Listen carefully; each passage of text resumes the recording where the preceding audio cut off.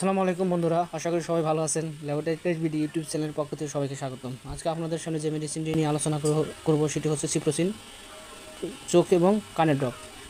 আজকে আমি সিপ্রোসিন নিয়ে বিস্তারিত আলোচনা করব। সিপ্রোসিন ড্রপের কাজ কী, কোন গ্রুপের ওষুধ, ডোজ, ব্যবহারবিধি, পার্শ্ব প্রতিক্রিয়া সহ বিস্তারিত। বন্ধুরা, শুরু করা যাক। তবে ভিডিওটি শুরু করার পূর্বে সবাইকে অনুরোধ, আমার চ্যানেলটি সাবস্ক্রাইব করবেন এবং যারা ইতিপূর্বে সাবস্ক্রাইব করেছেন তাদেরকে অসংখ্য ধন্যবাদ। সিপ্রোসিন ড্রপ, এটা গ্রুপ নেম হচ্ছে সিপ্রোফ্লক্সাসিন।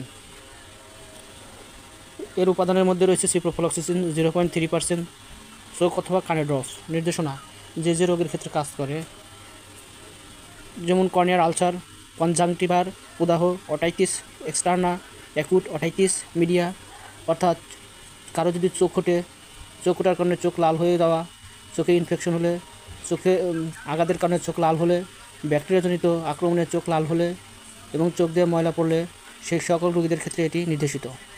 এবং কানের প্রদাহ, কান পেকে গেলে, কান দ্বারা পানি পড়লে এবং কানের মধ্যে ববর শব্দ হলে এবং কানের ব্যাকটেরিয়াজনিত কোনো ইনফেকশন হলে সেটি ব্যবহার করা হয়।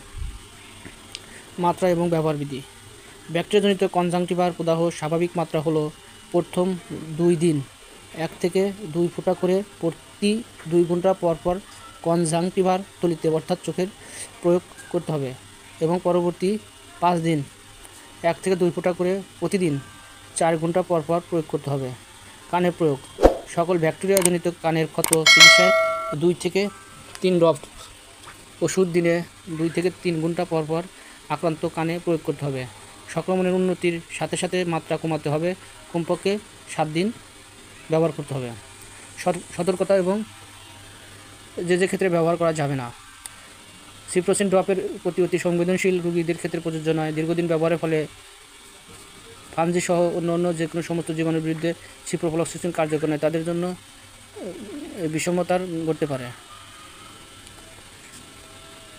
পার্শ্ব প্রতিক্রিয়া: সিপ্রোসিন ড্রপ ব্যবহার করার ফলে জ্বালাপোড়া, অস্বস্তি অনুভূতি, চুলকানি, কনজাংটিভার, রক্তের আধিক্যতা, বহিষ্ঠ কিছু দ্বারা আক্রান্ত হবার অনুভূতি ইত্যাদি। অন্যান্য ওষুধের সাথে পার্শ্ব প্রতিক্রিয়া: চোখে প্রযোজ্য সিপ্রোফ্লক্সাসিন অন্যান্য ওষুধের সাথে কোনো নির্দিষ্ট প্রতিক্রিয়া এখনও পর্যন্ত গবেষণা দেখা যায়নি।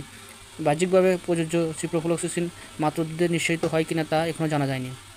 গর্ভাবস্থা এবং স্তন্যদায়ক ব্যবহার: ঝুঁকির কারণে অপরিহার্য এরূপ মনে হলে গর্ভাবস্থায় ব্যবহার না করা উচিত। সরবরাহ: সিপ্রোফ্লক্সাসিন 0.3% চোখ অথবা কানের ড্রপ 5 মিলি প্লাস্টিক বোতলে পাওয়া যায়। এটি বর্তমান বাজার মূল্য 50 টাকা। ভিডিওটি যদি ভালো লাগে অবশ্যই সবাই লাইক, শেয়ার এবং সাবস্ক্রাইব করবেন। সকলকে ধন্যবাদ। আল্লাহ হাফিজ।